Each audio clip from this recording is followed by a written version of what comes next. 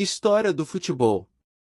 O futebol já foi um ritual de guerra, mas o modelo que conhecemos hoje foi organizado na Inglaterra em 26 de outubro de 1863. Essa é a data da fundação da Football Association, em Londres, e o início da profissionalização do esporte no mundo. A prática, contudo, é muito antiga, com registros na China, Japão, América pré-hispânica, Grécia, Roma e Itália. No Brasil, Charles Miller introduziu oficialmente o esporte em 1894, no Rio de Janeiro. O futebol era um ritual. Na China, por volta de 2600 a.C., um ritual denominado TSTS consistia no uso da cabeça do chefe de inimigos, por parte das tribos vencedoras, para ser chutada. Os guerreiros acreditavam que pelo pé assimilariam a inteligência, valentia, força, habilidade e liderança do inimigo. Relatos semelhantes são encontrados na Europa medieval e no século X, na Inglaterra. Também por volta de 2600 a.C., começa no Japão a prática do kemari, cujo objetivo é o controle da bola com os pés, revelando plasticidade, delicadeza e elegância. Essa cerimônia, que ainda existe no país, celebra o autoconhecimento, o autocontrole e a autoaprendizagem. Serve, ainda, de base para a disciplina.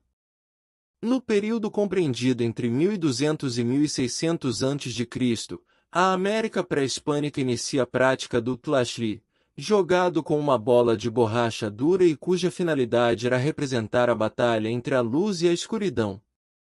Ao fim da disputa, um dos jogadores era decapitado, seu corpo colocado ao lado do campo e o sangue usado para purificar o espaço. O futebol como esporte da aristocracia. Menos violento eram o lepesquiros e o arpastum, praticados na Grécia a partir do século IV a.C. e em Roma. As disputas eram marcadas pelo jogador que deveria, com os pés, levar a bola até o lado adversário. O esporte era reservado aos aristocratas, mas a plebe estava liberado para a prática em festas para homenagear Baco, o deus do vinho. Mais parecido com o modelo praticado nos dias de hoje, o calcio sotorico era praticado na Itália no século XIV pela nobreza. Os jogadores deviam respeitar um espaço de 120 metros por 180 metros marcados por balizas de madeira nas extremidades. As equipes tinham entre 25 a 30 integrantes cada.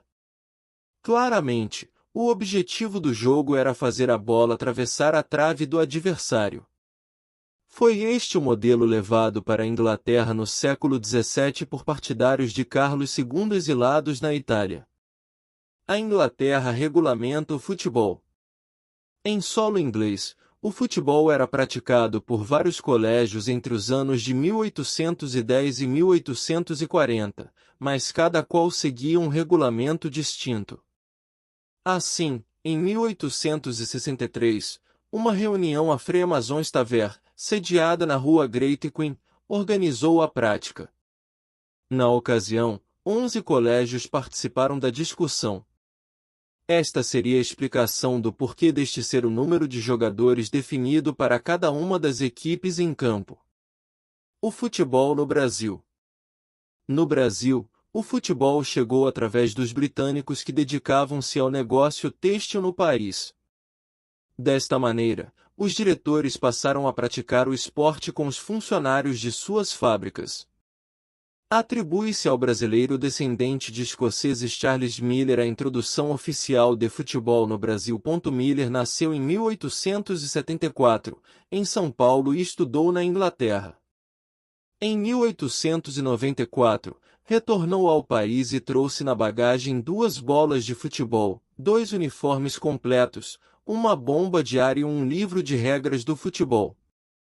No entanto, esta afirmação é contestada por alguns historiadores, pois a primeira agremiação que teve o futebol incluído foi o Rio Cricket, em 1880, no Rio de Janeiro. Caberia Oscar Cox, descendente de ingleses, organizar em 1º de agosto de 1901 a primeira partida oficial de futebol do país no campo do Rio Cricket e Associação Atlética, em Niterói, Rio de Janeiro. Em campo, uma equipe de brasileiros enfrentou um time de jogadores ingleses e a partida terminou em 1-1.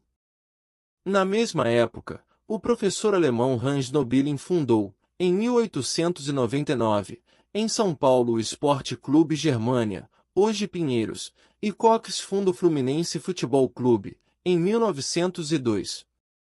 A partir de então, Miller e Cox passam a incentivar a criação de clubes em São Paulo e Rio de Janeiro, promovem partidas e disseminam o esporte pelo país. As primeiras ligas brasileiras de futebol. As ligas do esporte são fundadas primeiramente em São Paulo, 1901, Rio de Janeiro, 1905, e em 1915 já são registradas ligas na Bahia, Minas Gerais, Paraná, Pernambuco e no Rio Grande do Sul. São Paulo e Rio de Janeiro iniciam a partir de 1915 uma intensa disputa para representarem o futebol brasileiro no exterior. Cada um deles cria sua própria entidade, a Federação Brasileira de Futebol em São Paulo e a Federação Brasileira de Esportes no Rio de Janeiro. O impasse foi resolvido com a criação da Federação Brasileira de Esportes, FBS, em 8 de junho de 1914. Mais tarde, em 1916, a Argentina decide organizar um campeonato com diversas equipes sul-americanas. Como não havia uma entidade nacional reconhecida pelas federações estaduais, o Brasil corria o risco de não participar da competição. O impasse foi resolvido pelo ministro das Relações Exteriores do Brasil na época, Lauro Miller. As diferentes entidades de futebol foram extintas e reunidas na Confederação Brasileira de Desportos, CBD, em 21 de junho de 1916.